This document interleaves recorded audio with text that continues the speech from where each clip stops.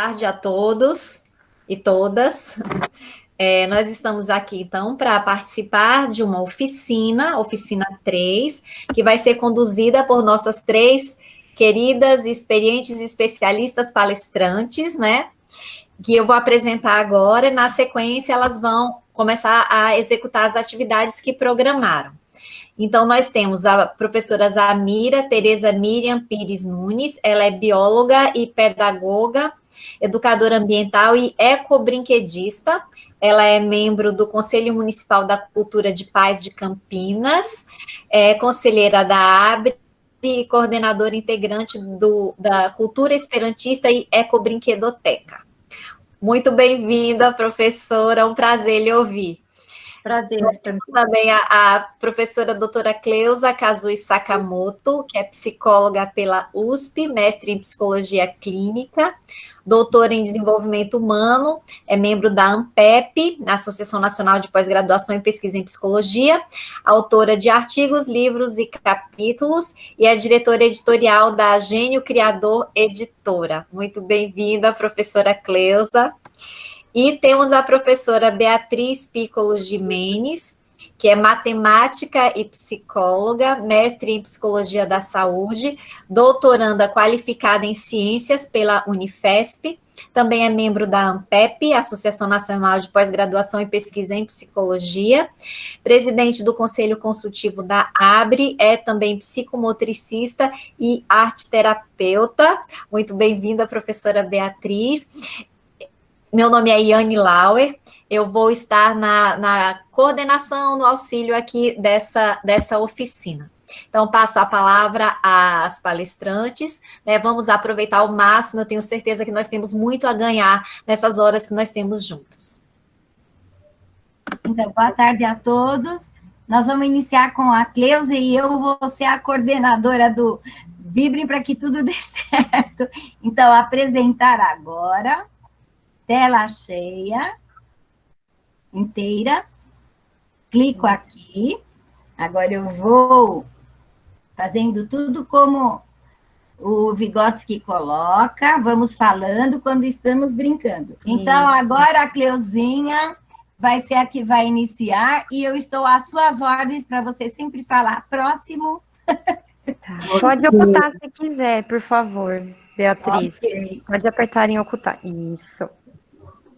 Obrigada, Bia. Pessoal, então eu tenho a alegria de começar aqui a nossa apresentação. Estou muito feliz de estar junto com Beatriz e Zamira, 2 grandes brinquedistas e muito queridas, né, da minha convivência. E eu vou trazer aqui, primeiramente, uma provocação, né, para que a gente possa pensar sobre o brincar e sobre o brincar livre, tá? Nós todos aqui, né, estamos bastante familiarizados com o que é o brincar, e embora o brincar livre, nos últimos tempos, esteja sempre lembrado, alguns detalhes vale a pena a gente destacar, né? Nós temos aí uma dificuldade, inclusive nesta nossa interação hoje, né? Porque a interação via digital, ela é maravilhosa, porque tem um alcance democrático incrível, se as pessoas têm os instrumentos, né? Porém, ela tem limitações, não é? Então, eu até me sinto um pouco desconfortável, né, em brincar livremente aqui, né, por esta via, mas vou tentar trazer um pouco do clima do que é o brincar livre. Nós temos nesse primeiro slide algumas situações, né, que remetem a esse brincar livre, tá? No qual a gente, né, eu coloquei crianças aí, nós colocamos crianças, porque as crianças, elas são muito mais explícitas nesta atividade, né? Não que apenas as crianças tenham a atividade do brincar livre, Pelo contrário, né? Existem adultos extremamente espirituosos, né? Que têm também essa atividade do brincar livre. Mas se a gente fosse, né? Pode mudar, Bia? Se a gente fosse agora, né? Passar para uma pergunta, né? O que afinal é o brincar livre? Ou o que é essencial para o brincar livre? Aí me ocorreu fazer uma brincadeira com vocês e colocar uma imagem, não, deixa um pouquinho essa daí, essa imagem de pernas para o ar, né? Porque de pernas para o ar não significa que a gente vai inverter, né, a situação. Bom, então brincar livre é de pernas para o ar, quer dizer, é contra, é alguma coisa de oposição. Não, mas é que de pernas para o ar, né, sugere a espontaneidade, né, aquele movimento, né, de brincar com o corpo, em que a gente se permite, não é, experimentar o momento de uma maneira descontraída, tá? Então, pode ser o próximo, Ia? Então, dentro dessa ideia, né, de como é que é pensar o brincar livre, né? O que significa exatamente este de pernas para o ar? Eu penso ser muito importante, né, falar dessas coisas, inclusive por causa do nosso panorama, tá? Porque o nosso panorama atual da pandemia, né, traz uma estatística muito preocupante. A Sociedade Brasileira de Pediatria, né, ela tem colocado que os transtornos emocionais na infância e adolescência estão aumentando, né? Então, observando crianças e jovens, né, o que a gente percebe é que esses indivíduos, né, estão cada dia menos brincantes, né? E este cenário de menor número e qualidade de brincadeiras está ligado a várias situações sintomáticas que remetem a esta preocupante situação de comprometimento da saúde mental. Então, a Sociedade Brasileira de Pediatria diz assim, olha, as crianças e jovens estão privados de sono, com horários inadequados de dormir e despertar, têm oportunidades restritas de brincadeira, têm uma convivência bastante empobrecida, limitada com seus pares, e tem o tempo de ar livre, de estar ao ar livre, de brincar com a natureza também muito limitado. E toda esta falta, esta ausência de condições, né, faz com que haja uma estatística alarmante, que é o fato de que 1 em cada 4 ou 5 crianças e jovens estão apresentando transtornos emocionais. Então, eu quis começar com essa informação para a gente refletir o quanto a brincadeira é muito importante, né? Ela é fundante da construção do eu e base da saúde mental. E que o quanto brincar livre está implicado, né, nessa situação, e eu diria mais, trazendo comprometimentos para a nossa sociedade do futuro. Eu gosto muito, como eu trabalho muito com criatividade, eu adoro falar do futuro, sabe? E parece, né, um jogo de palavras, mas a mim faz muito sentido pensarmos que nós construímos o futuro. Mais que isso, nós construímos o futuro no presente, né? Então, eu gostaria de trazer, né, um pouco a fundo esta reflexão do quanto o brincar livre ele está implicado na nossa responsabilidade de construirmos bem o futuro para nós, para as pessoas, né? A próxima, por favor, Bia. Então, eu gostaria, né, hoje, de ressaltar bastante nessa introdução a importância do brincar livre para a criatividade e para, portanto, a construção da nossa vida no futuro, tá? E aí, eu queria fazer uma brincadeira com vocês. Gostaria que vocês olhassem no entorno imediato de vocês e procurassem um objeto qualquer e que vocês imaginassem, né? Que tipo de brinquedo poderiam transformar com este objeto?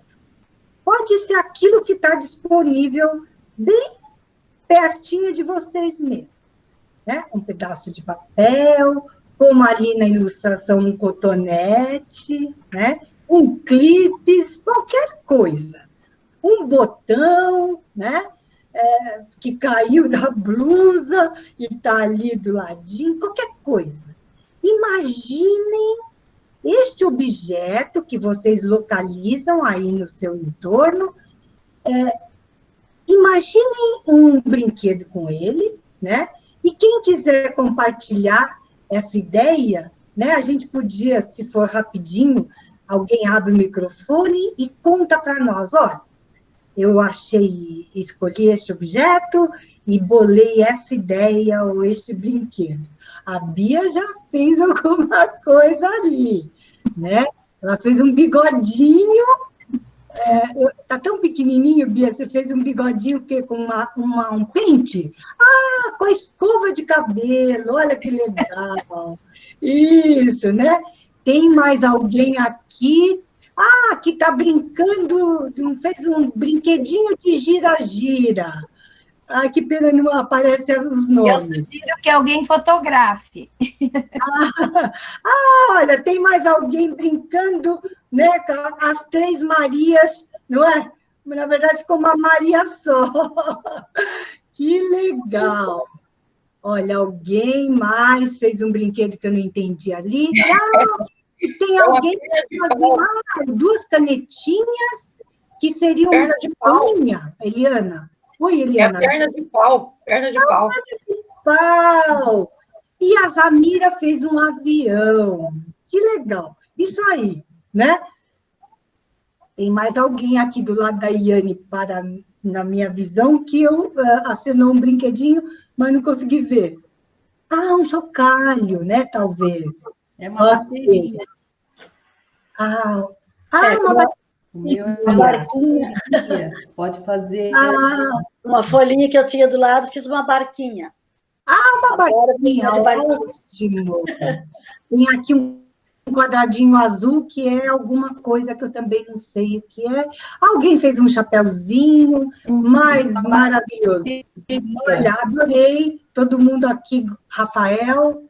Não, alguém... Guardem para o final para a gente tirar a foto. Pois é. Eu tenho uma caneta que também é uma varinha do Harry Potter. Ela é mágica.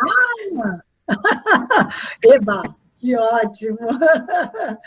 Muito legal. Então, eu escolhi trazer essa garota, né, que com 2 rolinhos de papel higiênico, coberto com celofane colorido, faz um binóculo, né?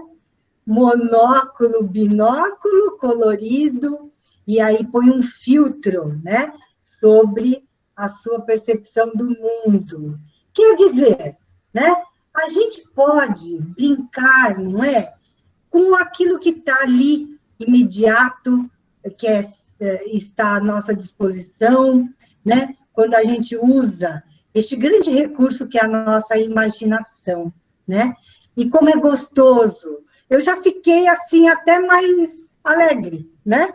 Porque essa atividade de brincar, que vai surgindo espontaneamente, né?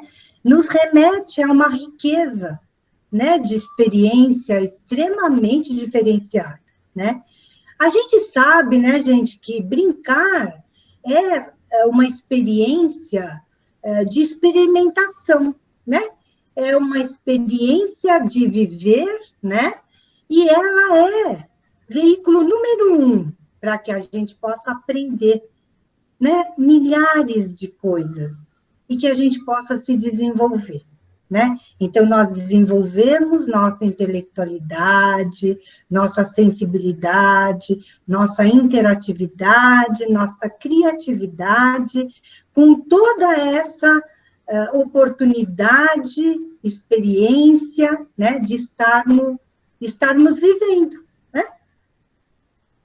Mas o brincar livre, ela tem uma característica, né, bastante marcante, que é a espontaneidade e o inesperado, né? Porque, por exemplo, num jogo, a gente até, claro, também tem a novidade, né? Porque a novidade faz parte da vida, né? Da vida humana, mas no brincar livre, como nós nos lançamos à experiência, esse desconhecido pulsa de uma maneira muito mais presente, muito mais intensa, né?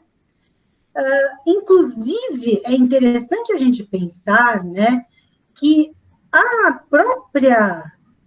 o próprio brincar livre e a criatividade, né, elas não são experiências passíveis de serem controladas, né?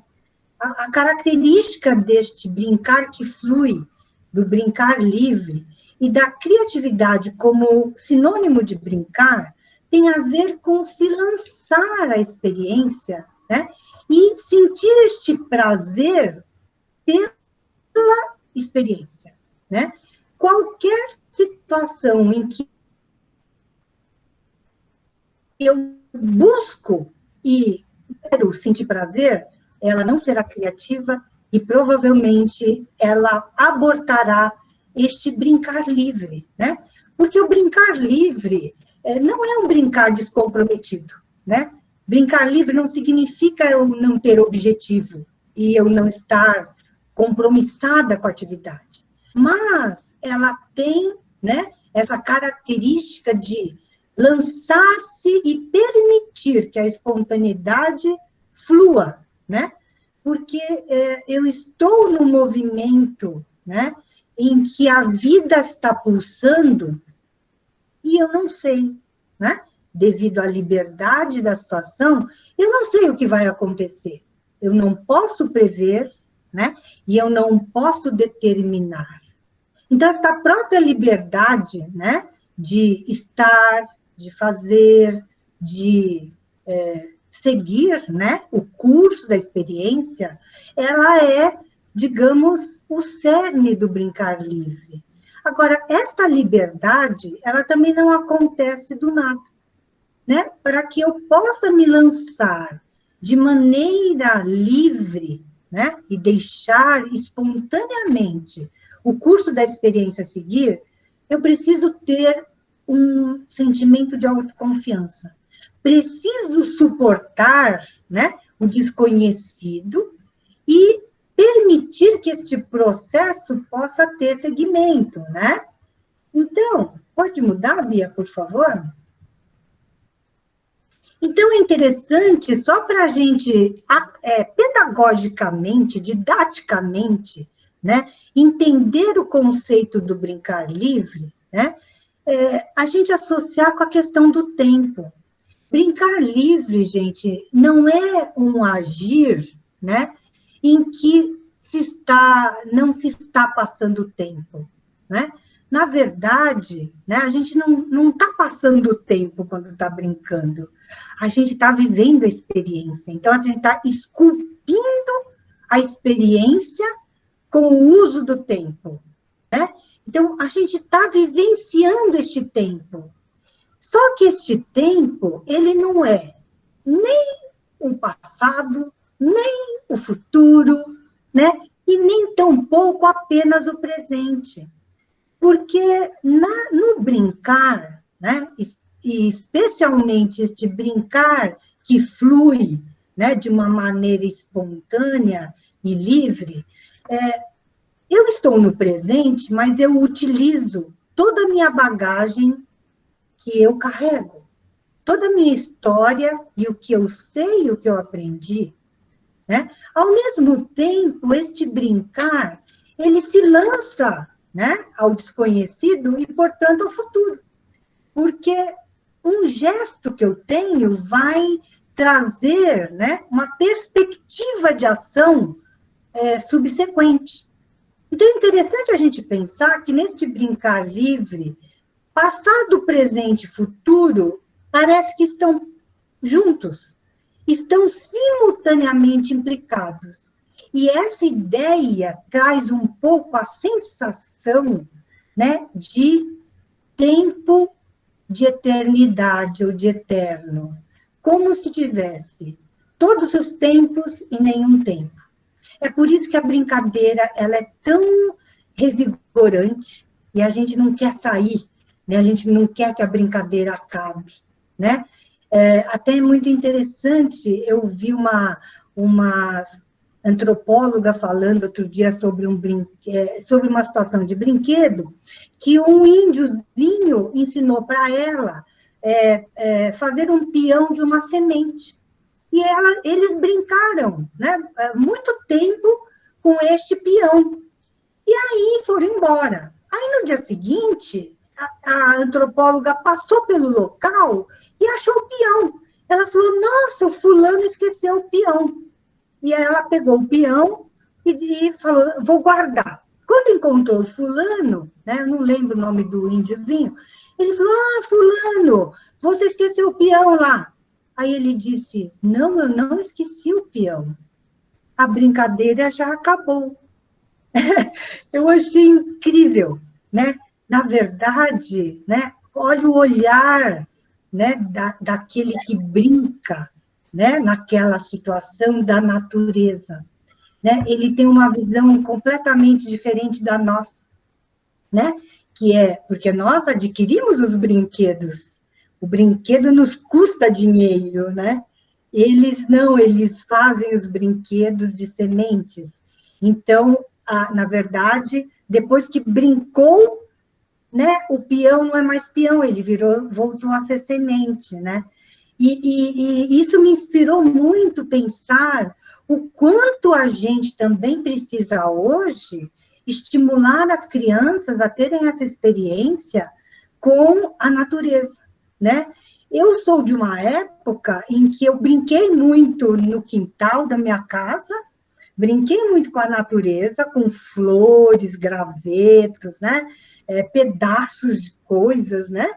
Até utensílios que minha mãe dava, olha, quebrou tal coisa, a gente pegava para brincar. E essa interação com a natureza traz, né, uma noção maior da nossa ligação com a natureza, porque nós fazemos parte da natureza, né? E também deste respeito, né, que a gente deve ter com o ambiente natural. Então, voltando, né, a esse brincar livre que permite, né, este criar, este descobrir, este desvendar, este construir, né, ele, na verdade, ele é a própria potência criativa, né? Isso não sou eu que falo, é o Winnicott, né? O Winnicott ressalta isso, né? Pode só voltar um pouquinho, Bia, um pouquinho, que eu não sei se eu já falei tudo de lá. Sim, e para o Winnicott... Tem um minuto. É que você tem só mais um... Já vai dar... Está bem, então vou me apressar. Então, né, o Winnicott, inclusive, vai dizer que este brincar, que é sinônimo de criatividade, ele está na raiz da construção da pessoa, da construção da sociedade, e eu acrescentaria do próprio mundo humano. Então, agora vamos lá para o último slide. Você tem mais dois, né? Não, eu posso subir lá. Próximo. Sim. Eu escolhi, inclusive, né, essa ilustração do gomo de mexericas, né, fazendo uma alusão ao pulmão. porque eu fiquei pensando, né, que em tempos de pandemia isso seria bastante oportuno, né?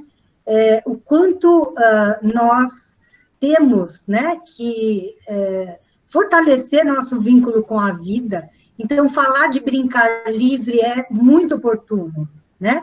E falar também dessa restrição que nós estamos vivendo, mas o incentivo, né, dos ambientes abertos, da possibilidade de estarmos no ambiente natural como protegidos do coronavírus, né? Mas gostaria, então, para terminar, de dizer que este brincar livre, né, que pode ser, né, um resgate das bases da nossa sabedoria para lidar com a vida, né, e com a nossa capacidade criativa, ela é muito importante porque, a partir dessa experiência, nós podemos também, não é, construir as bases do futuro com menos privações, né, da empatia e da fraternidade, com mais solidariedade, com mais autonomia, né, com mais curiosidade e com maior sentimento de pertencimento aos grupos, né? Então, o brincar livre, tá? Na verdade, é um convite, no meu ponto de vista, para que a gente possa, né, fortalecer a nossa grande capacidade criativa, que é responsável por tudo aquilo que nós criamos. Tá bom? Muito obrigada por enquanto. Então, passo a palavra agora para a Beatriz. Boa tarde a todos. Para aqueles que chegaram, que eu não sei se já haviam me visto, eu quero pegar esse gancho do final da Cleusa, fazendo uma associação com o que o Dr. Lino falou pela manhã. Inclusive, esse termo do fluir, Cleusa, qual é o autor que o professor Lino não consegue mencionar e nem eu? Ele chama-se Mihaly Csikszentmihalyi. Ele é um Até na encarnação eu decoro. Mas, sim, vejam, é muito importante isso, porque nós, na minha parte que me toca, lembrando a todos que também brinquei bastante, os campos vazios, né, ou baldio, quando usava, né, os terrenos baldios na infância, eram, assim, um universo de exploração. Então, a gente tinha, assim, aquele universo para nós todos. Mas, como disse o professor Lino, vou fazer as pontes com as falas das pessoas anteriores, porque, vejam, gente, nós planejamos isso sem ter ouvido o doutor Lino, mas com a experiência nossa. Eu tive também a infância, e quando me vi na necessidade de ajudar alguém na ONG, que a gente trabalha há 40 anos, eu fui pela prática própria e me embrenhei nas teorias, como ele fala aqui, ele é mais teórico e tudo mais. E pude investigar, essas fotos me acompanham desde a New Geography, quando não tinha internet, quando não tinha nada. Então, para mim, ele é um histórico, ela virou transparência, retrotransparência, alguém já sabe, né, esses termos antigos, né? E por quê? Porque a gente pode abordar dois caminhos. Tem aqueles que acham que o brincar é só aprendido, porque não considera a estrutura genética herdada, mas há pessoas que, como o professor Lino, para ele o brincar é intrínseco, como é para mim também. Então, não só intrínseco, como filogenético. Vejam, vocês podem falar, mas o pinguim não está ensinando, não, porque isso é um conhecimento intuitivo, herdado pela espécie. Como já o mamífero mais elevado que a gente vê aqui, que é o coiote, ele já, ou os felinos, são ricos em artimanhas e ensaios que eles não estão sabendo o que é para o futuro deles, mas é a defesa deles. Como também, quando a criança brinca, o próprio Piaget coloca, nós não estamos brincando pensando que vamos trabalhar, mas não deixa de ser algo sério como um trabalho para a criança. Então, nós estamos vivendo a experiência com todos os pressupostos que foi dito pela querida Cleusa. E eu trago uma outra cena para vocês, já dos animais muito mais próximos de nós, mostrando muitas semelhanças com o desenvolvimento humano, que inclusive fez parte de muitos anos nos meus cursos de psicologia. Vejam só, quem de nós nunca pegou uma criança pegando na orelha da mãe? Freud explica isso, eu nem vou falar porque assim vocês investigam. O que é para Freud isso? Não deixa de ser um deslocamento de prazer, de você não estar só tocando no seu corpo, mas tocando no corpo do outro. E eu tenho vários vídeos que eu poderia mostrar para vocês, que é muito mais dinâmicos, mas eu estou pondo, por enquanto, imagens para que dê certo, né? Porque é natural, biológico, o ser animal que nós somos também, quando nasce e está no mundo podendo atuar, você explorar, ter a exploração tátil de você com o outro, com os objetos à sua volta. Então, por que a gente fala biológico? Porque está dentro de nós. E essa cena aqui nem era para pôr, mas eu fiz questão de também pensar que não penso que o símil aqui só deixa o animal livre e solto, ele também põe limites, dizendo aqui para o macaquinho, ó, até onde vai o seu rabinho, você pode brincar, não vai passar daqui. E a gente aprendeu ao longo do tempo que nós, humanos, estamos nos aproximando com a sapiência do macaco. Vocês podem até rir, mas os macacos, eles têm, cada prole que eles têm, não tem mais do que 2 anos, a cada 2 anos eles têm a atividade e carregam esses filhos até 2 anos. E o próprio Vygotsky coloca, numa das falas, a partir de quando a criança deixa de ser um antropóide para ser um ser que desenvolve suas faculdades mentais superiores. E eu digo isso com mais indagações ainda. Vejam só, a epigenética que está muito atuante nos Estados Unidos e na Europa, nós temos amiga aqui que estuda essa área, só peguei 4 colocações bem elementares. Nós já sabemos, até na década de 80, tinha pouco conhecimento, 70, pouco conhecimento do que ocorria no ventre materno. Mas, depois a gente foi tendo mais constatações de que o movimento ocorre, de que o bebê chupa os dedos, e hoje sabe-se que a partir de alguns meses eles já têm a audição, não o entendimento da voz, mas o reconhecimento do timbre da voz humana, né, da mãe. E muito mais coisas que não vamos entrar aqui. E dentre outros fatores, não só o movimento do brincar, como também a pausa. Por que eu estou pondo isso? Porque nós estamos fazendo alusão que a criança tem que ter o livre brincar, ou tem que brincar, ou tem que se movimentar, tem que estudar o dia inteiro, tem que estar numa escola bilíngue, mas poucos estão se preocupando com o sono.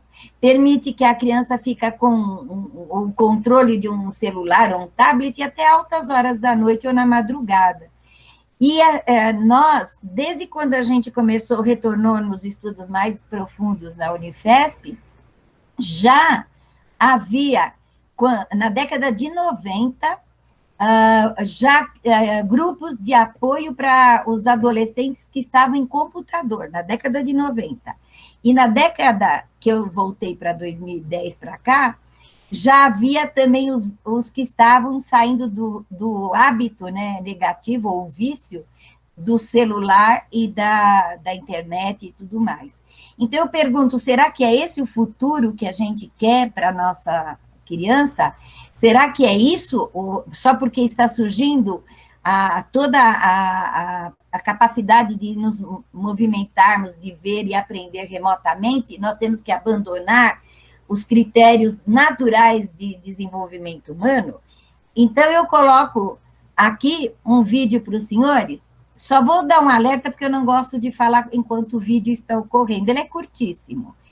Observe essa criança e tudo que foi mencionado pela Cleusa, de viver a experiência, de fluir, de aproveitar o que está ocorrendo no espontâneo. E outra, essa criança saiu com um objetivo.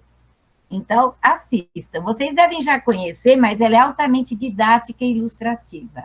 Ela tem um som só da natureza, mas eu tirei, viu?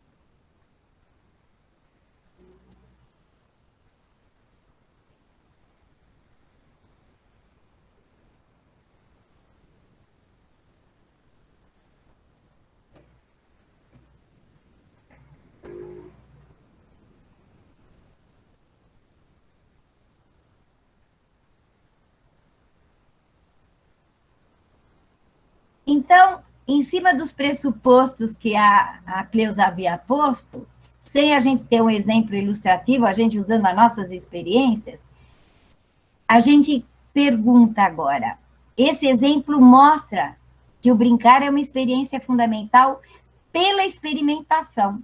Quer dizer, é uma vivência que reduz de uma prática em que o corpo está em ação.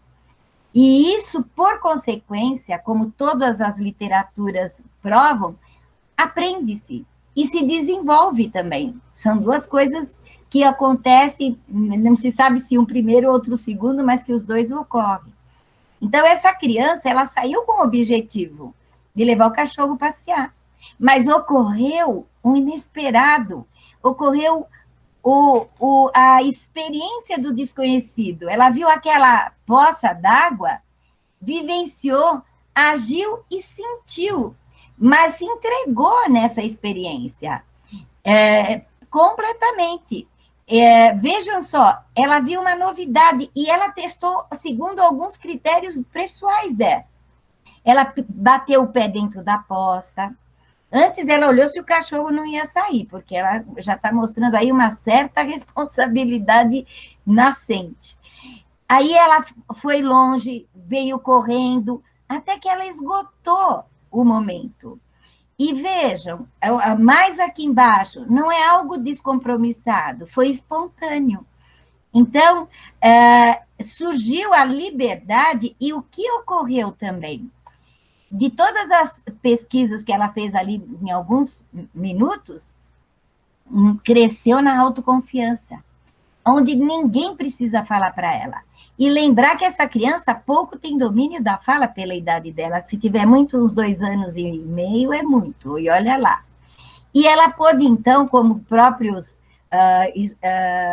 tanto Winnicott, Piaget, agiu explorando.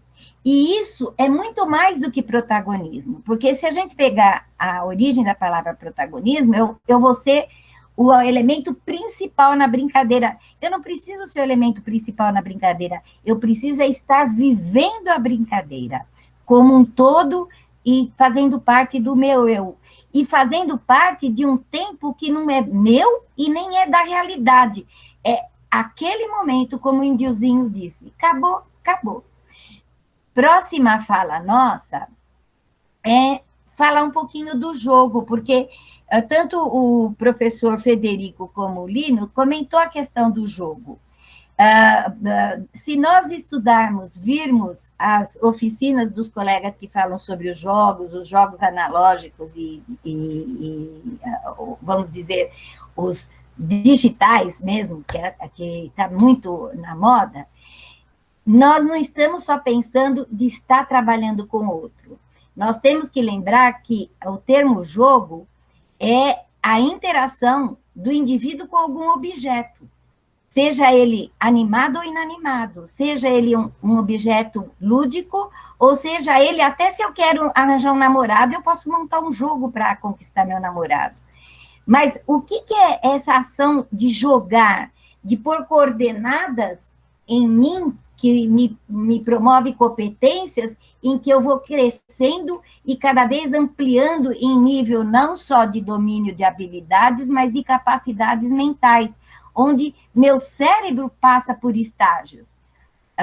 Nós, do grupo, aceitamos os estágios que um não vem sem o outro, né?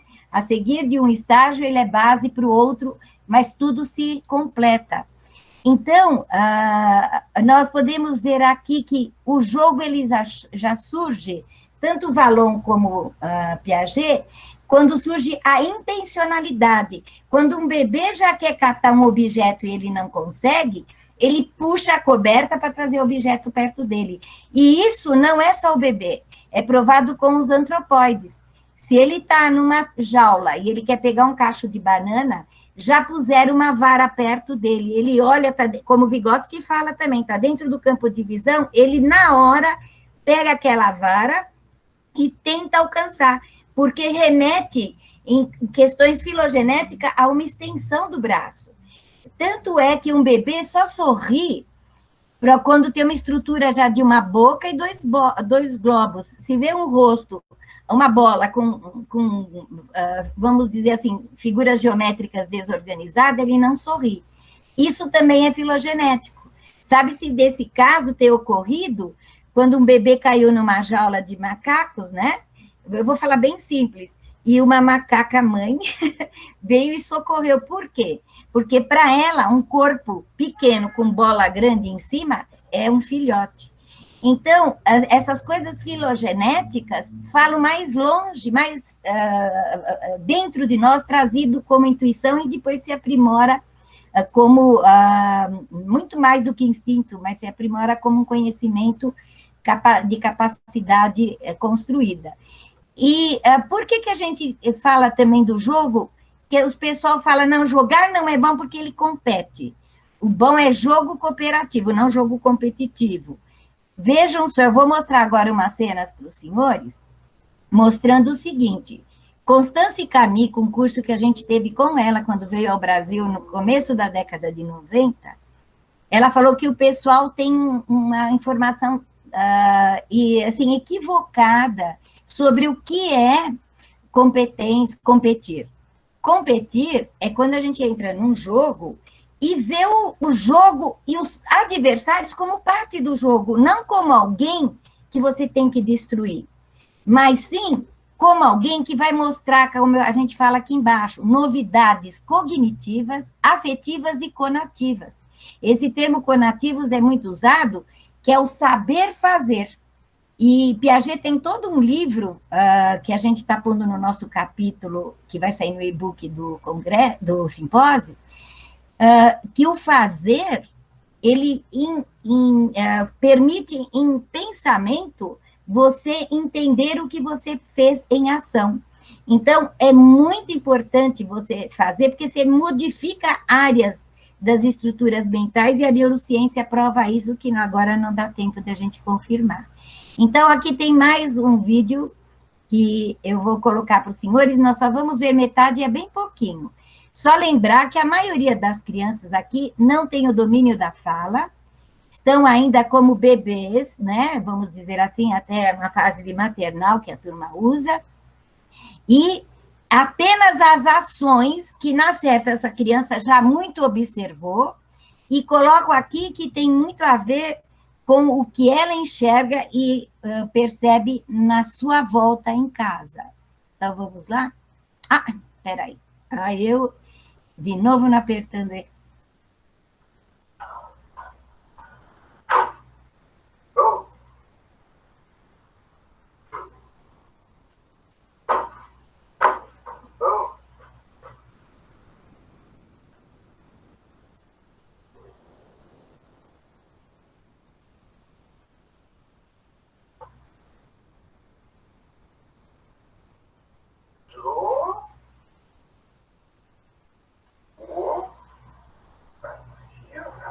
Caiu o pregador. Esse mais engatinha do que anda.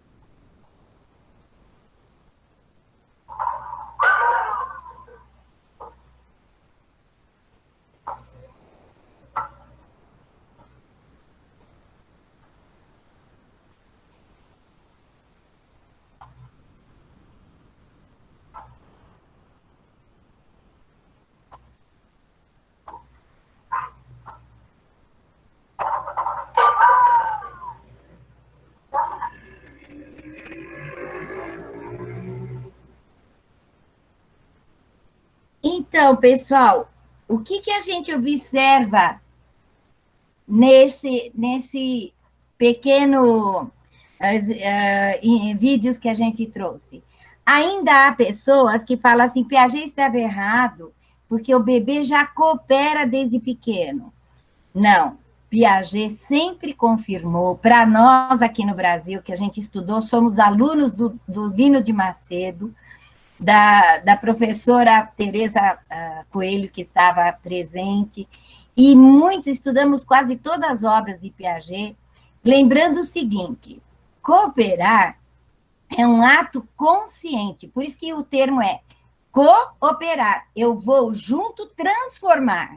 E transformar, como o Piaget fala, não surge numa fase sensório-motora, mas surge a imitação e o jogo simbólico. Esse jogo simbólico é você, no ambiente, permitir que a criança interaja, que é o que houve. Essas crianças foram trazidas sem nenhuma orientação prévia, era para apenas observar o que acontecia. Mas, lembrando que essa criança tinha que estar, assim, dentro de uma qualidade saudável de que ela imita. Hoje sabe-se que se pode provar isso com a teoria dos neurônios espelhos. Quem nunca ouviu falar, ou não leu a experiência, é que estavam fazendo pesquisas vamos falar bem simples, com 2 macacos, um deles já com eletrodo, fazendo a ação. O outro só com os eletrodos, mas sem ainda fazer a ação, observando. E foi assim, como se fosse algo que ocorreu não premeditado. Eles observaram que a área do macaco que estava passando pelo experimento, em nível cerebral, estava atuante igualzinho ao outro que apenas observava, e ainda não estava atuante, só estava acionados os eletrodos. Então, é sábio hoje que a gente aprende por observação se você está saudável. Você não precisa se jogar a todo tipo de experiência. Ou se você já experimentou, o ato de observar também estimula essa região.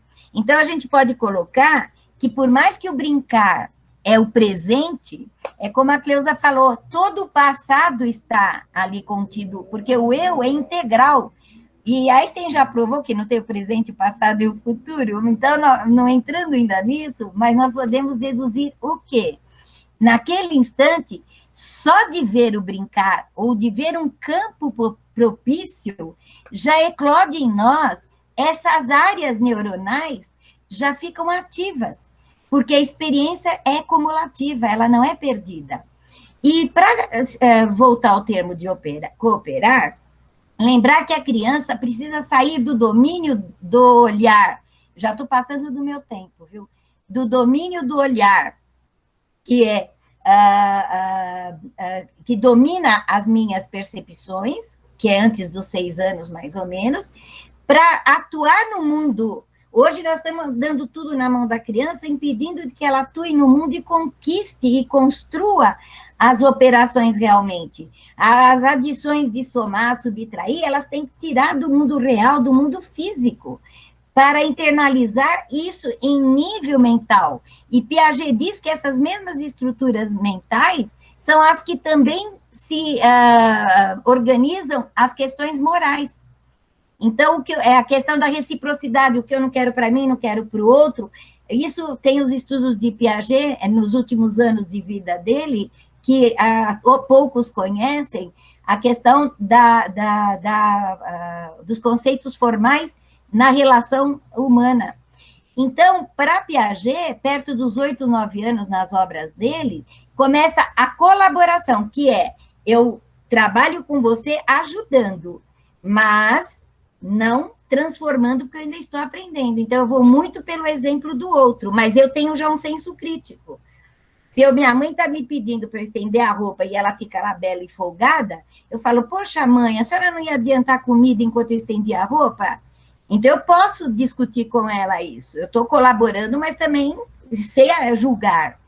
Mas no período formal, em que a gente realmente tem que trabalhar em equipe, aí ocorre no modo consciente, aí nós podemos dizer que somos usuários, aí nós podemos dizer que podemos cuidar, como o Lino falou, e assim por diante. E finalizando, estamos agora com a nossa querida Zamira. Zamira, pode falar você. Muito bem, Beatriz. Muito bem, Cleusa. E agradeço aqui a toda a equipe que organizou esse simpósio. Estou muito feliz de estar presente, ainda mais com essas duas grandes mulheres aqui, e que me deram força para estar aqui. Então, vou começar a falar um pouquinho do que é a Ecobrinquedoteca de Campinas. Porque o trabalho que eu tenho desenvolvido com Ecobrinquedoteca, eu acho que já nasceu dentro de mim, porque eu venho de uma família numerosa, 13 filhos, eu sou a 11ª, meu nome é Tereza Miriam, mas por causa de outra Tereza que tinha na minha casa, eu fiquei com o apelido Samira, e gosto também, e hoje desenvolvo esse trabalho voluntariamente, né, dentro da Ecobrinquedoteca de Campinas, e desde pequena a gente faz jogos, brinquedos, sem precisar comprar. E como tem esse viés ambiental, a gente trabalha também com a questão de redução, né? Então, em vez de consumir muito, vamos tentar reutilizar mais, né? A Cleusa conseguiu que todo mundo fizesse um brinquedinho aí na hora, e que beleza, né? A gente pode improvisar com o que a gente tiver. Se a gente não tem nada para uma atividade, como uma vez fui pega de surpresa para fazer uma atividade num lugar que eu estava no meio do mato, e aí eu consegui montar jogos, brinquedos, tudo usando as coisas da natureza, gravetos, sementes, pedacinhos de madeira. Então, assim, não existe limite para a hora que a gente quer brincar, não vai depender de ir ao shopping comprar um brinquedo, né? O brincar, ele é inerente ao ser humano, então ele é possível da gente, como é que fala? Viver brincando. Eu tenho uma frase agora eu esqueci o nome dela, mas eu peguei ela para mim também. É assim, eu não queria crescer, mas cresci, é claro. E eu acrescento, ainda envelheci, mas eu sempre soube que o brincar não escaparia do meu universo, e eu o transformei em meu trabalho. Então, a partir daí, assim, eu sou uma eterna brincante, e eu queria colocar aqui no chat 2 frases com as quais eu vou começar o meu trabalho e terminar, tá? Então, a Ecobrinquedoteca é um sonho possível, então quem quer montar uma brinquedoteca pode pensar na Eco, e aí a gente dá todo o suporte que precisar, tá? E, em seguida, né, que eu vou falar um pouquinho de jogos cooperativos, um mundo mais colaborativo, inclusivo, é possível também. A parte do jogo cooperativo, que eu vou abordar, eu indico que todo mundo assista, porque vai ficar disponível, o mini curso do professor Marcos Teodorico. Ele deu um show de jogos sobre jogos cooperativos hoje, e eu tive a honra de mediar aquele mini curso, e eu aprendi muito com ele. E já venho trabalhando com jogos cooperativos há muito tempo, às vezes até assim, sem ter tido um conhecimento prévio, porque eu me lembro que, enquanto orientadora pedagógica de uma escola, a gente fez uma gincana, e durante a gincana, uma das meninas que participou, quando terminou uma atividade que era a corrida do jornal, cada um tinha 2 jornais na mão, ia colocando no chão, pisa num jornal, e para andar, teria que pegar o jornal de trás, pôr para frente, pegar o jornal de trás, pôr para frente, até conseguir ir pisando no jornal e chegar na corrida. Aí, coloquei 5 crianças, né, para correr, E uma delas que chegou em quinto lugar, que eu falei, parabéns, chegou primeiro, parabéns, chegou segundo, parabéns, chegou terceiro. Ela começou a chorar e dizia, eu não cheguei em quinto, eu perdi. E chorava. Aí eu falei para ela, mas você não tinha experiência. Então, vamos de novo, coloquei outros 4, e aí ela chegou em terceiro lugar, com muitos aplausos meus, mas ela ainda não se conformou, ainda chorou de novo. Aí eu coloquei ela com mais uma turma, e na quarta vez que ela participou, ela chegou em primeiro lugar. Então, pela palestra do professor Marcos, né, eu pude perceber que ali eu também estava desenvolvendo uma competência. E, às vezes, assim, os jogos podem ser competitivos, mas eles também exigem que a gente preste atenção no quanto a gente prejudica um ser, né, uma criança, um adulto, sem esse esclarecimento de poder vencer a si próprio. E eu costumo, como é que fala, transformar alguns jogos também em jogos cooperativos. Vou falar mais tarde sobre isso. O primeiro jogo que eu quero mostrar é esse jogo que eu conheci através de uma francesa que esteve aqui no Brasil, a Dominique, e quando ela esteve na Ecobrinquedoteca, ela pegou um pedaço de papel e desenhou isso daí, pena que eu não guardei esse pedaço de papel, que ela desenhou esse brinquedo chamado piquenique. Esse brinquedo aí, eu acho que todo mundo tá conseguindo ver, né, perfeitamente, ele tem, no lugar das tampinhas que estão nos 4 cantos, são casinhas, eu devia ter colocado as pecinhas fora, para vocês verem, eu mando depois uma foto especial. São 4 casas que tem em volta dessa floresta.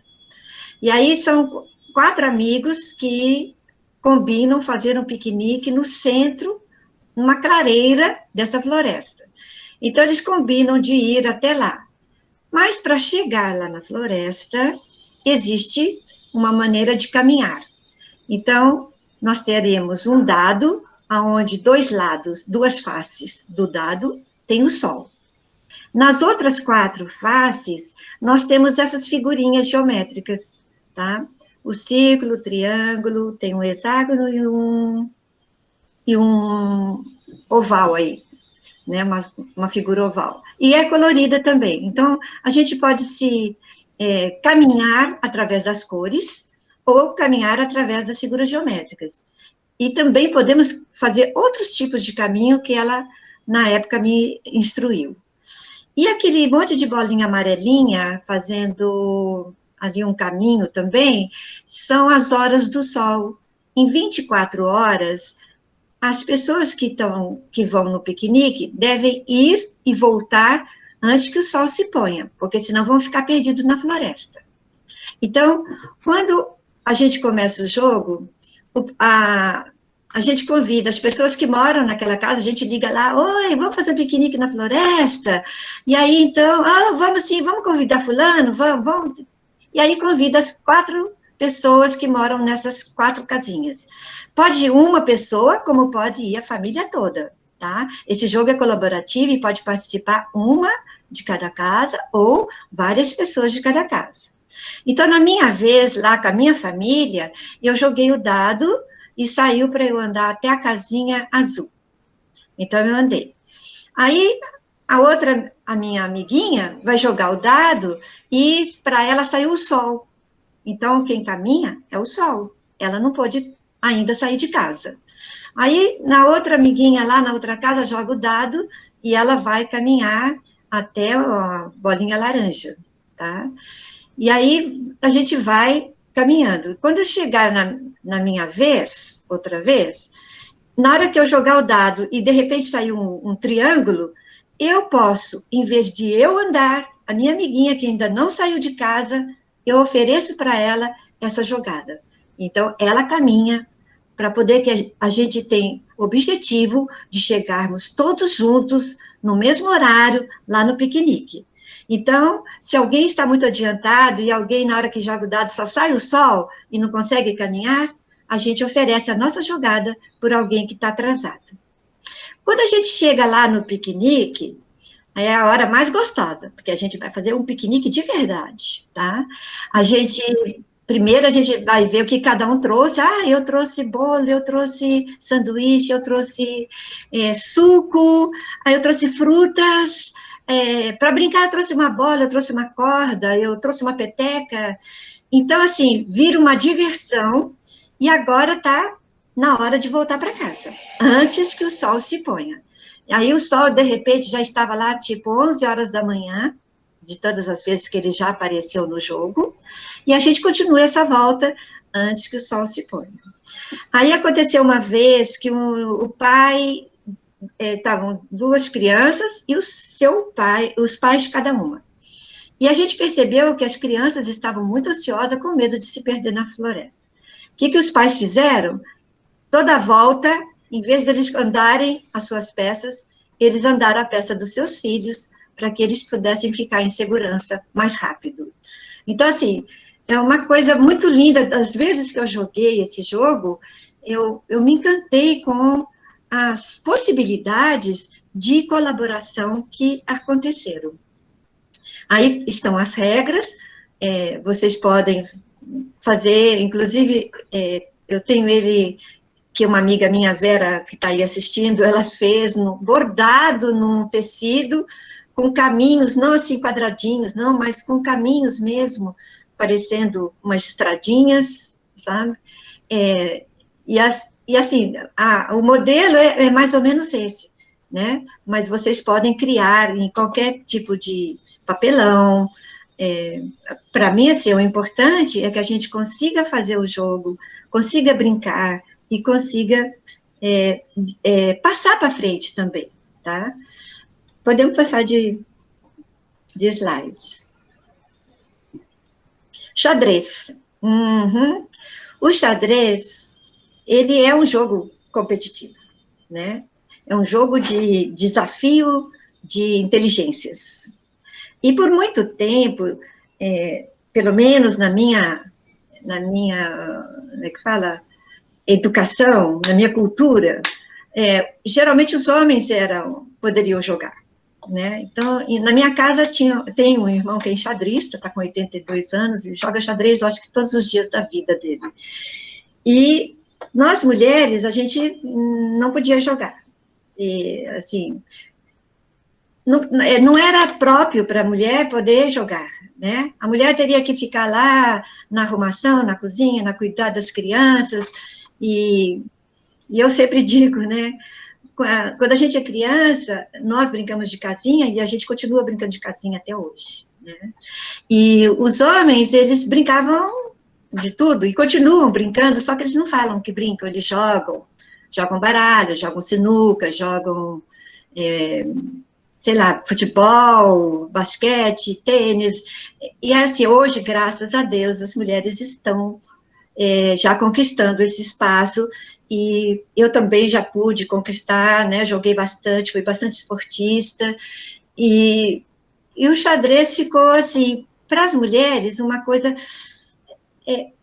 não, mulher não dá para jogar xadrez. E aí eu descobri que nós, mulheres, somos maravilhosas para jogar xadrez. E eu comecei, então, a trabalhar com o pessoal de terceira idade, tanto da Unicamp, quanto do Projeto Saúde Toda a Vida, da Unimed Campinas. E o ano passado, eu fiquei muito feliz, porque 4 idosas como eu, né, conseguiram aprender o xadrez. Eu ensino xadrez de uma maneira cooperativa. Então, vamos pensar o seguinte, quando eu coloco uma peça, qualquer peça que eu mexer, e eu falar o porquê que eu mexi aquela peça, eu mexi esse peão para liberar esse bispo, para poder fazer um ataque assim, e dar pelo menos uma ou duas possibilidades de acesso daquela peça. Aí, eu posso colocar também como é que eu estou defendendo aquela peça. Eu andei com esse peão aqui, mas ele está defendido por tal peça. Porque cada lance do xadrez, a gente tem que pensar na proteção daquela peça. Habermas, ele diz que xadrez é o diálogo verdadeiro, porque na hora que você faz uma jogada, você tem que esperar a resposta do outro e analisar a resposta do outro para poder fazer a sua jogada. Então, diálogo é duas maneiras diferentes de pensar, mas que você pode responder à altura de cada jogada, né? Então, as possibilidades do xadrez são muitas, né? Ele foi feito num tabuleiro de 64 casas, e a princípio, né, quando ele foi inventado, o rei, que na época estava desafiando alguém para fazer, ele queria uma coisa diferente, ele já estava cansado dos mesmos jogos, das mesmas atividades, e aí ele falou, eu vou premiar alguém que faça um jogo que tenha muitas casas, e eu vou dar em quantidade, como é que fala, em progressão geométrica, um arroz e aí progressão aritmética para cada casa. E aí, quando a pessoa chegou com o jogo de xadrez, super interessante, né? O rei viu que ele teve que quase dar o reino dele, porque na primeira casa foi 1, depois 2, depois 4, depois 8, 16, 32, 64, 128, e aí, quando chegou na casa 64, ele já tinha dado quase o reino dele todo, né? E tem uma versão também do jogo de xadrez que foi a rainha que inventou. Essa versão da rainha que inventou, a gente acha que é bem possível mesmo, porque dentre as peças de xadrez, o rei é o mais importante. O cheque, estando falado, o cheque é uma ameaça ao rei. Agora, o cheque-mate é uma ameaça que o rei não tem como escapar, né? E o rei, ele é limitado. Para ele andar, ele anda de uma em uma casa, tá? Ele não tem como é que fala? Uma liberdade. A rainha, ela é a mais poderosa desse jogo. A gente chama de dama, porque nos jogos que a gente faz online, ou por carta, né, a gente coloca letra e número, e aí se colocar R para o rei e R para a rainha, fica complicado. Então, ela é chamada de dama. E essa dama, ela se deu o direito de andar em todas as direções, quantas casas ela quiser, e ainda se deu o direito, que se ela for capturada, de voltar para o jogo. Então, assim, é um jogo muito maravilhoso.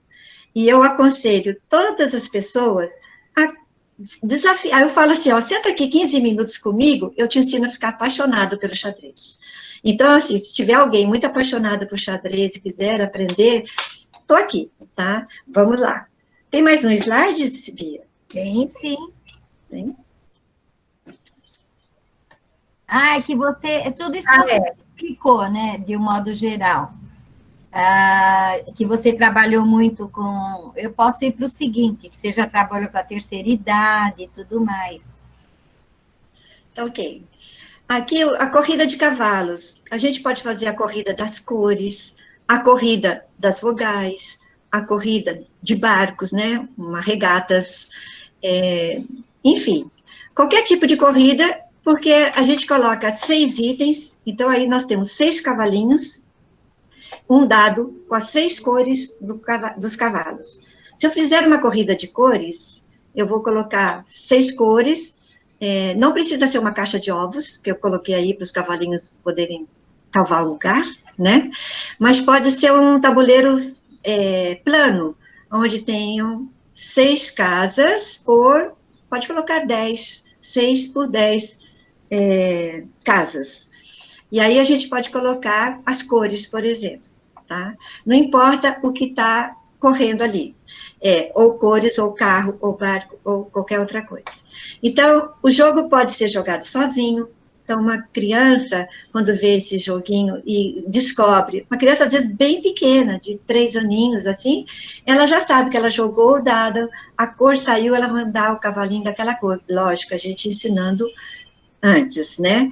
Mas pode ser jogado com as crianças, cada uma, 6 crianças, cada uma dona de um cavalinho, tá? Aí é um jogo competitivo, porque eu estou jogando para poder o meu cavalinho ganhar, né? Mas também pode ser um jogo cooperativo, onde todas as pessoas jogam o dado, eu posso torcer por uma cor, por um cavalo, mas na hora que eu jogo o dado, vai sair, a cor que sair, vai andar aquela outra cor. Aí todas as pessoas, são 15 pessoas jogando, cada uma na sua vez vai jogar o dado e vai andar a cor que saiu, mas eu posso ficar torcendo por uma cor, tá? Ou um cavalo. Deu para entender ou querem fazer alguma pergunta? Você pode usar o chat. Ok. A criança consegue brincar com qualquer coisa, ok. Vamos para a dama chinesa. Não sei se as pessoas conhecem ou já jogaram esse jogo, ele é muito antigo, né? E aí ele está mostrando que tem 10 peças para cada jogador. A gente também costuma ensinar nas oficinas mais rápidas, com 6 peças para cada pessoa jogar. Geralmente são 6 pessoas que jogam, mas podem jogar 2, tira as outras peças e fica uma em frente à outra, tá? Aí a gente colocou mais ou menos uns símbolos do futebol, que esse jogo ele foi confeccionado junto com adolescentes de uma ONG perto da Ecobrinquedoteca, onde eles iam normalmente para brincar e confeccionar os jogos. E aí eles resolveram fazer cada canto, cada ponta de estrela aí, um time de futebol, tá? Então, aí tem o São Paulo, tem, acho que o Cruzeiro, tem o Guarani, tem a Ponte Preta e alguns outros aí. E esse jogo, lógico, que é um jogo competitivo, onde você tem que passar suas peças para o lado oposto. Então, se jogar 2 pessoas que sejam, pode jogar o vermelho e o verde? Pode. Mas quem é do verde aqui, vai para aquele oposto em frente, que é o da Ponte Preta. E quem jogar com esse vermelho aqui, vai para o São Paulo, para o lado oposto. Ok, obrigada quem está indicando aí, muito bom. Sou eu. Muito obrigada, Beatriz, ela está indicando. Então, quando a gente joga em 6 pessoas, o jogo, de repente, fica congestionado no centro do tabuleiro. E aí fica difícil da gente ultrapassar para o outro lado, tá? Esse jogo é tipo um jogo de dama mesmo, porque você salta a peça para jogar, ou anda a peça de uma em uma casa. Então, para você atravessar o tabuleiro andando de uma em uma casa, vai demorar, né? Eu ando uma casa, o outro anda uma casa, o outro anda uma casa. Então, existe a possibilidade de você pular uma ou mais casas, uma ou mais peças que tiver pelo jogo, só que você não vai tirar do jogo, você não vai comer a peça. Então, é uma dama onde você não captura as peças. Mas, na parte cooperativa desse jogo, é o seguinte, quando você está jogando e você enxerga uma jogada boa do seu... não vou chamar de adversário, porque no jogo cooperativo a gente tem parceiros, tá? Então, a gente jogando junto e, de repente, falando para o parceiro assim, nossa, eu estou vendo uma super jogada sua, você vai saltar umas 4 peças aí.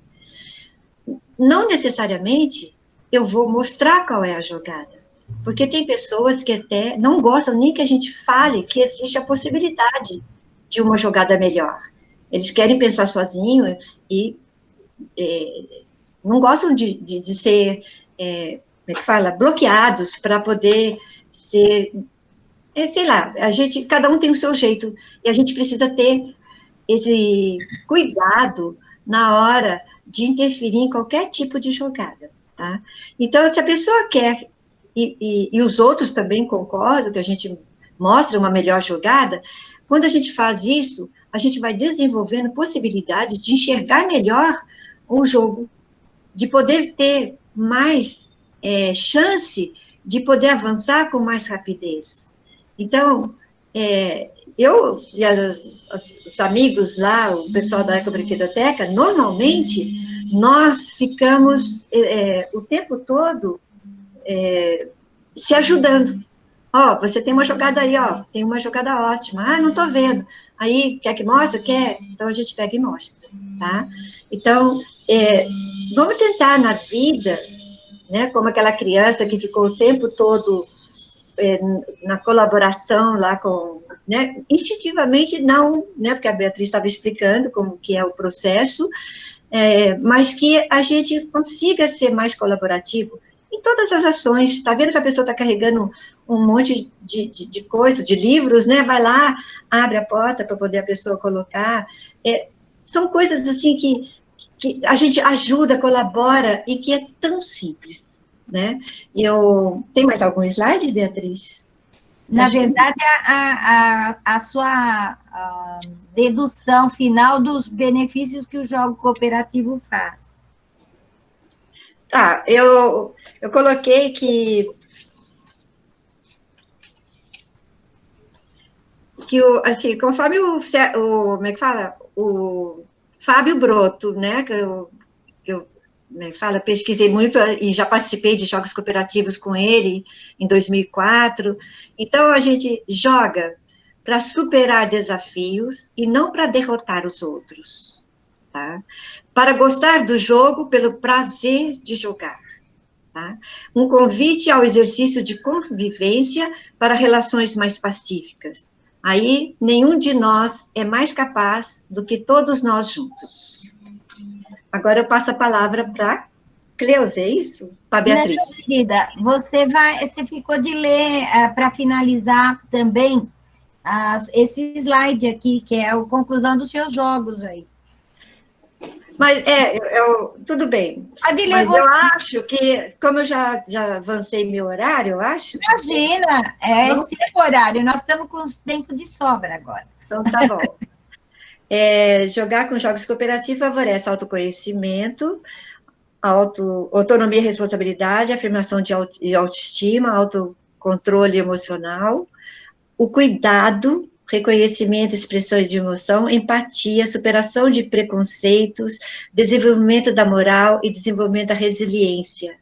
O conhecimento mútuo, autoconhecimento é o conhecimento mútuo, a comunicação, a confiança, contato, a estima, o regulamento de conflitos, crítica, divergência construtiva, né? Tomada de decisões, desenvolvimento cognitivo, desenvolvimento neuropsicomotor, habilidades sensoriais e desenvolvimento da criatividade.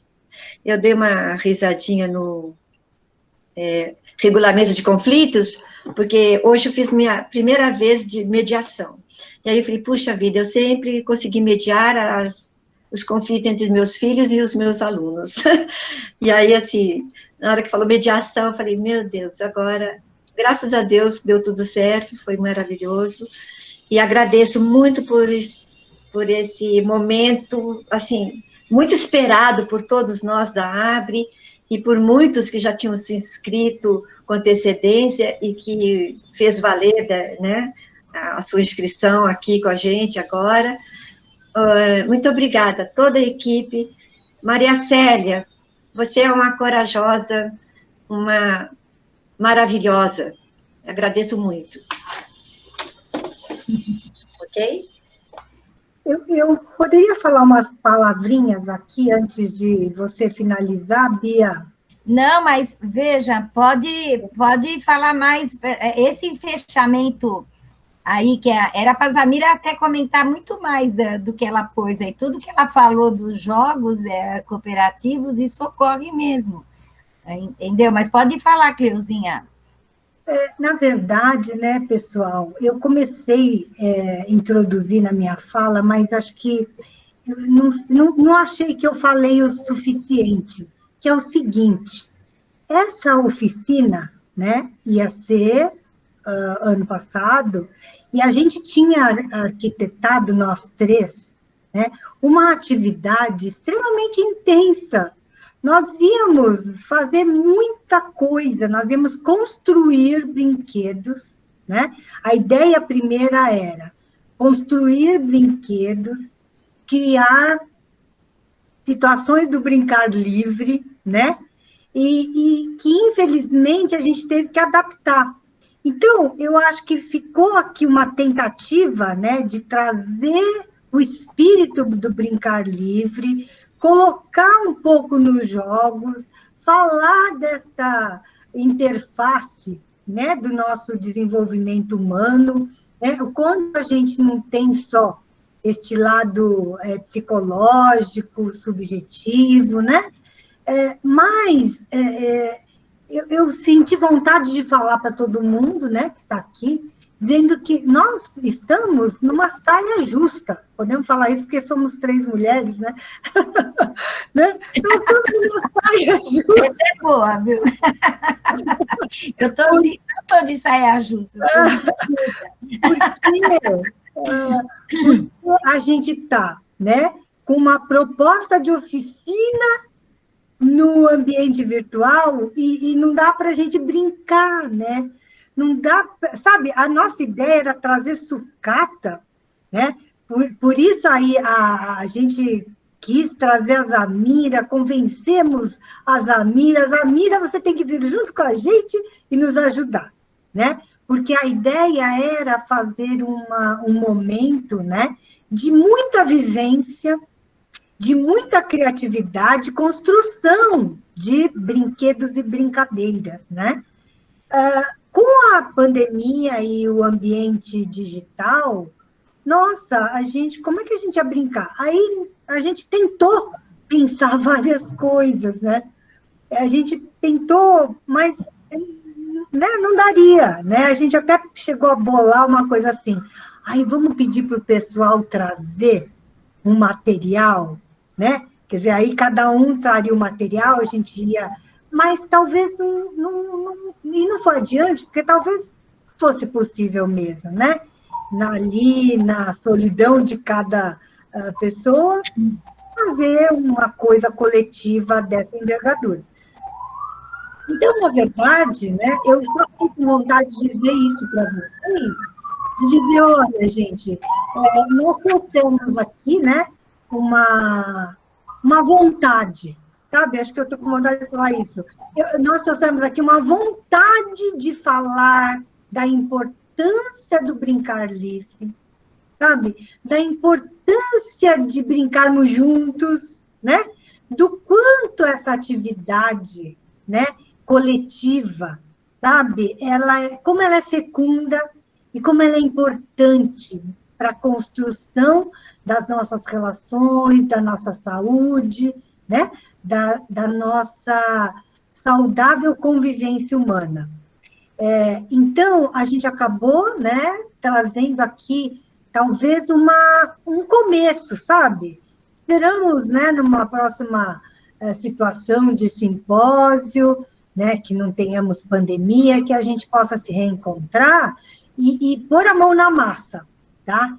Agora, infelizmente, hoje, né, porque o caráter de uma oficina, né, gente, é mão na massa, tá? Então, por mais interessante que seja discutir conceitos, né, o ambiente da oficina é para fazer coisas, né?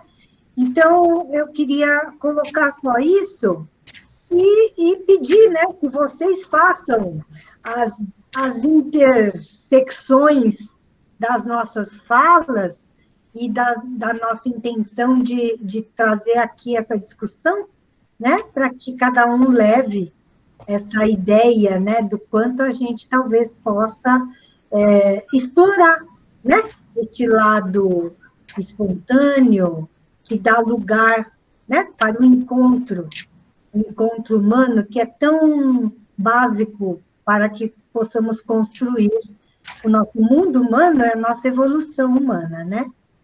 Acho que era isso que eu queria falar. Você quer agora continuar? Eu quero colocar alguma coisa ainda.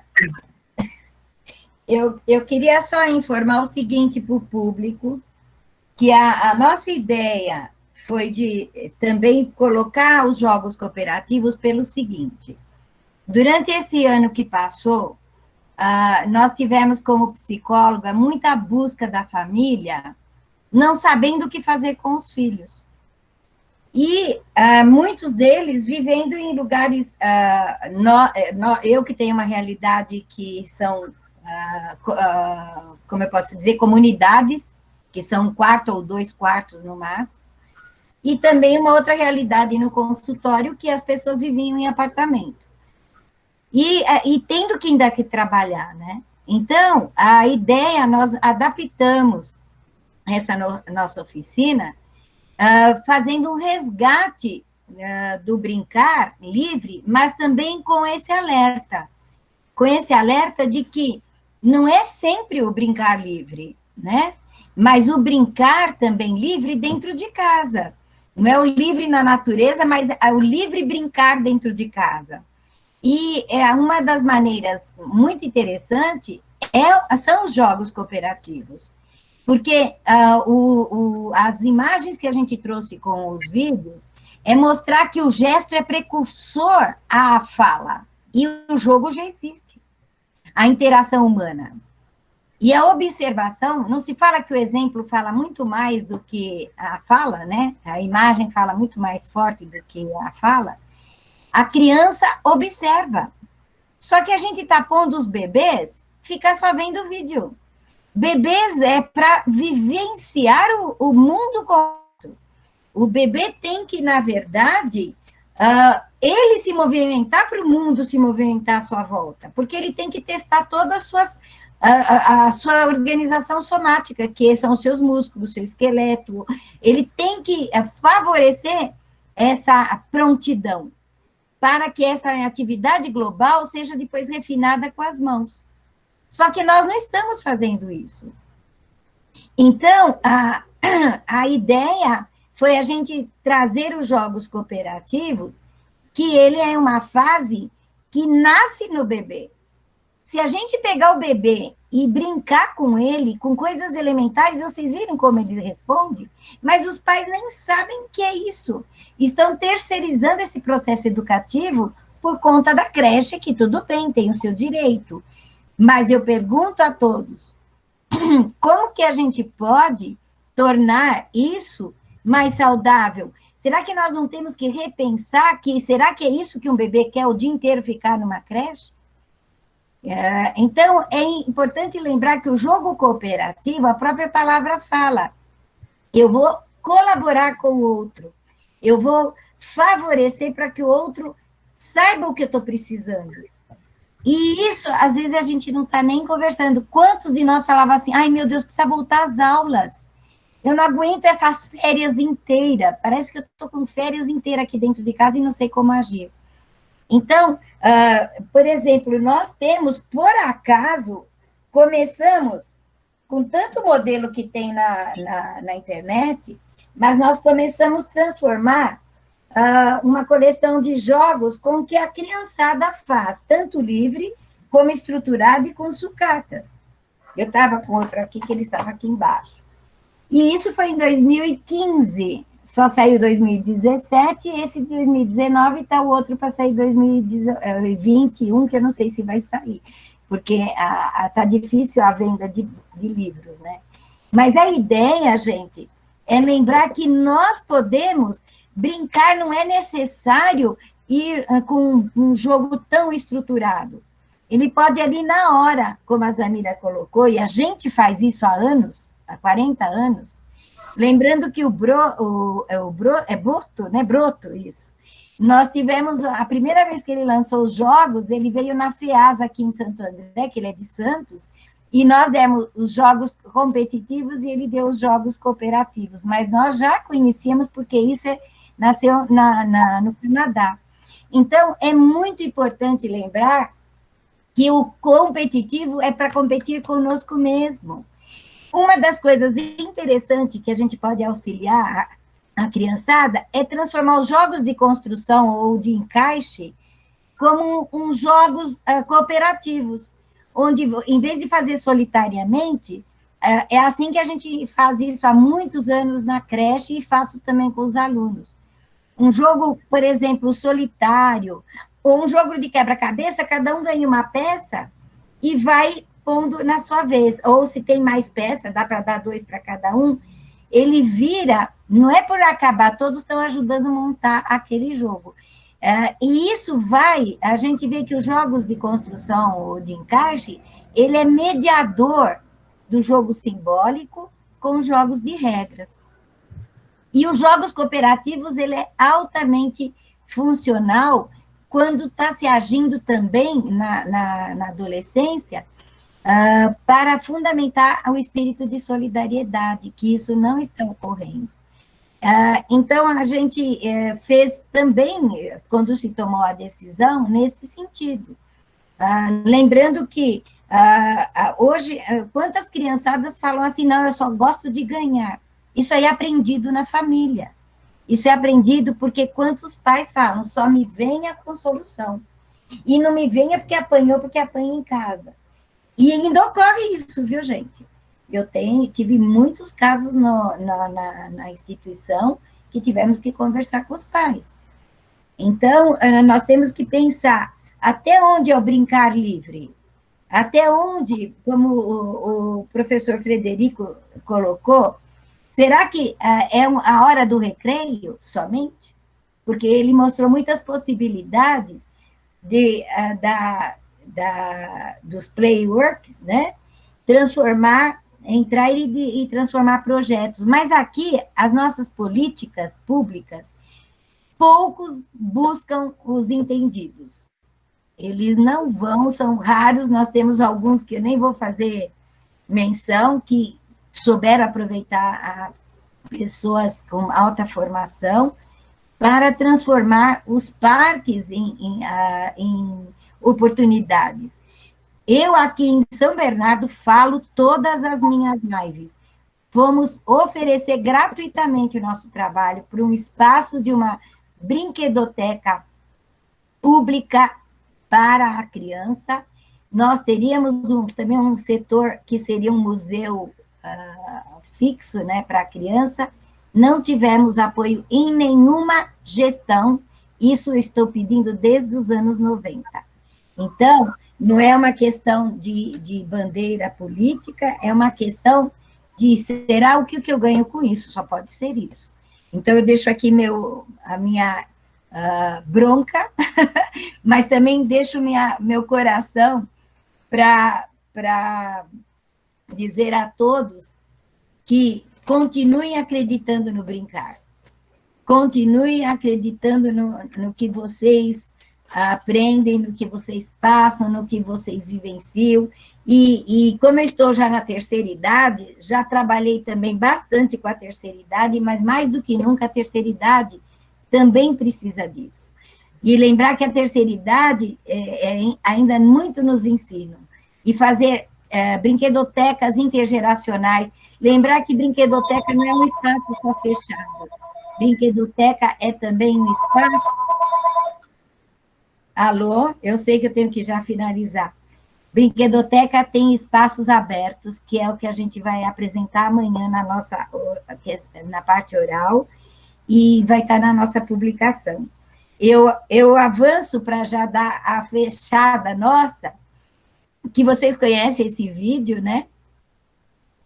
Lembrando que quantas vezes eu brinquei em bacião, a gente tomava banho em bacião, viu, gente? Não tinha chuveiro. E com a minha prima era num bacião, outra no outro bacião. E era para tomar banho, para se refrescar. Mas olhem só aqui, gente, quando eu recebi isso, eu guardei porque eu mostro para quem puder, porque eu me identifico aí. Olhem só. Desculpem, gente, eu tenho que aprender a vir aqui e apertar.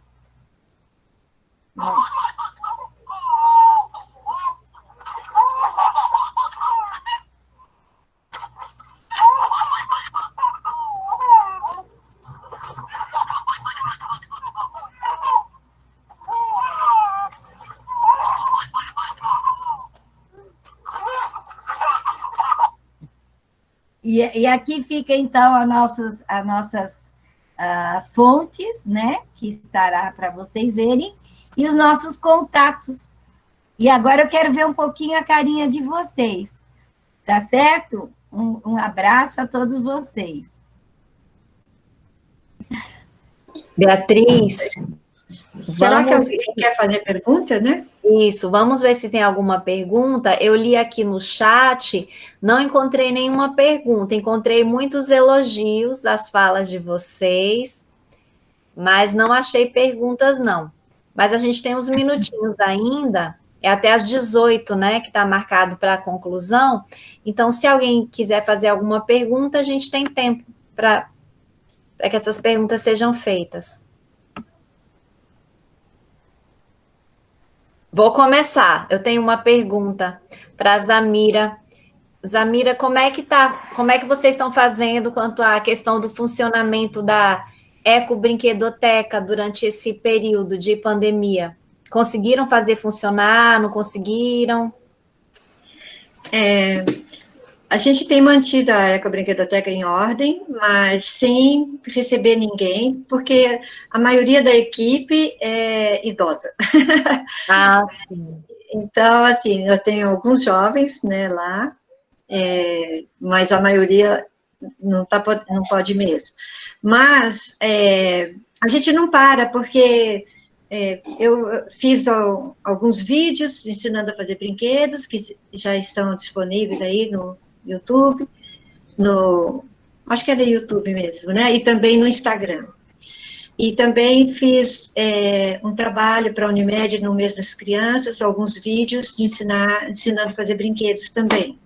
Então, a gente não para, né? Às vezes alguém que liga e pergunta como é que faz isso, como é que ensina isso. Tenho o maior prazer se alguém fizer o jogo, como é que fala, do piquenique, e ligar com um áudio para a gente jogar junto. Então, a gente está aqui, cada um fazendo uma parte. E acredito, assim, nós fizemos também um trabalho para mandar alguns jogos para a África, e então 3 da equipe fizeram um belíssimo trabalho, só que ainda não foi para a África, mas a caixa está recheada de jogos feitos todos com sucata, muito bonitos, que a gente não faz sucata por sucata, e nem vai fazer da sucata um lixo pior. Então, o cuidado de usar essa sucata é muito importante. Depois eu falo sobre isso, mas a gente está parada por enquanto, vamos esperar as vacinas, tá bom? Mais uma pergunta. Vocês têm algum planejamento para, de repente, montar um curso online voltado para a montagem de ecobrinquedotecas? Com certeza gostaríamos muito. Só que a gente ainda não tem ninguém para dar esse estímulo, mas se tiver uma ajuda aí, com certeza a gente vai montar sim, tá bom? Ah, bom saber, porque eu acho que é uma época bem adequada, né? Para esse tipo de curso e esse compartilhamento de conhecimento. Eu acredito que ou a gente entra nessa nova fase, né? Porque a gente não pode parar. Eu acredito que é uma missão a Ecobrinquedoteca, e que nós temos que ir ao encontro, né? Eu fico preocupada, que eu tinha algumas crianças que vinham toda quinta-noite aqui brincar comigo, porque eu não tenho netos ainda. Tenho 4 filhos, mas não tenho netos. E aí, assim, 10 meses que eu não vejo essas crianças, meu Deus, fico com muita pena, sabe? E a gente, pelo menos, chega assim, online, a gente chega junto, né? E a nossa brinquedoteca, que atende 25 crianças e não pode brincar na brinquedoteca também, por causa... Não é fácil. Eu também não tenho netos. Só tenho netos... Yani, você está falando e seu som não aparece. Ah, sim. Obrigada. Eu acho que essa situação é uma situação aflitiva, né? Principalmente para quem já tem mais tempo de estrada, em se tratando da questão da brinquedoteca, né? Que tem o espaço, né? Tem os usuários, mas não é possível o atendimento. E aí a gente se preocupa, acho que com todas as faixas etárias, né, especialmente as crianças, né, que estão muitas vezes retidas em casa e os pais não sabem bem o que fazer, como fazer, etc. E aí elas perdem qualidade, né, de vida, qualidade de infância. Mas nós temos que realmente começar a nos mobilizar para achar outras alternativas, né, frente a esse cenário que é bem instável.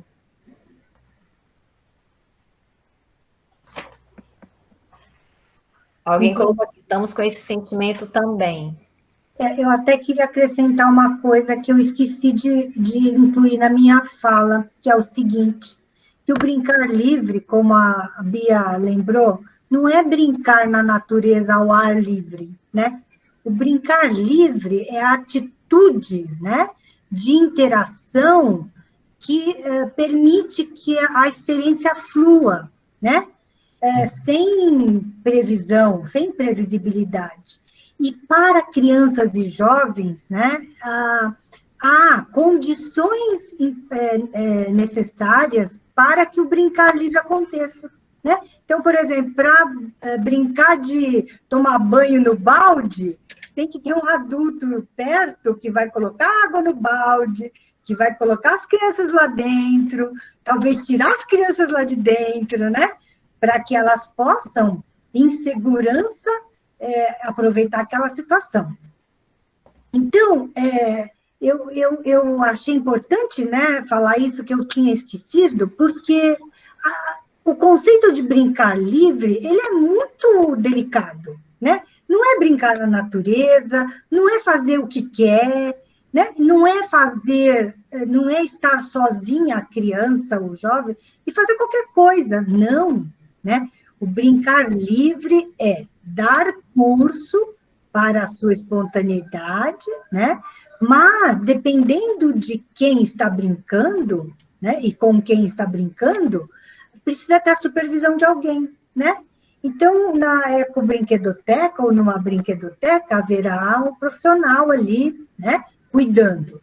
Dentro de casa, terá que ter um adulto, né? Ou alguém capacitado também para promover a situação, né?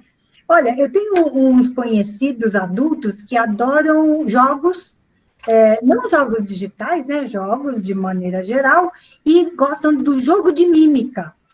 E eles fazem frequentemente, inclusive me contaram que no Natal, né? Fizeram o jogo de mímica. Então, todo mundo brincou, né? E escolheram filmes, né? Títulos de filmes. E aí, cada um, na sua vez, tinha que fazer a mímica e todo mundo tentar adivinhar, né?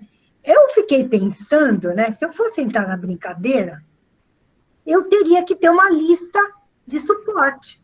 Porque eu adoro cinema, mas eu não guardo o nome dos filmes assim para poder brincar né? Para poder entrar na brincadeira de mímica. Então, eu fiquei pensando, né? Veja, até a gente adulto, quando vai brincar com alguma coisa, precisa ter um suporte, né? Precisa se apoiar em coisas, né? Então, uma brincadeira de mímica precisava ter uma lista, né? Senão, por exemplo, eu não poderia brincar, né? A menos que fosse em grupos, né? Em times, aí alguém fala o nome do filme, daí eu poderia arriscar fazer a mímica. Então, eu fiquei pensando que a gente, né? Inclusive, lembrando que hoje nós estamos vivendo uma situação de muita restrição espacial, né? A gente precisa desse lembrete, né? Que para haver esse brincar que descobre, que inaugura conhecimento e dá o desfrute de novidade, a gente tem que ter condições e tem que ter, né, garantias de um monitoramento dependendo de quem é que vai brincar, né?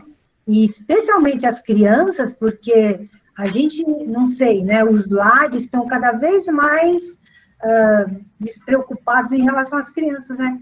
Então, deixa a criança à vontade, né? A criança já mexe no controle remoto da televisão e aprende rapidamente, né? Entrar no YouTube e acessar vídeos, quer dizer, eu fico preocupada com isso, porque isso não é brincar livre, né?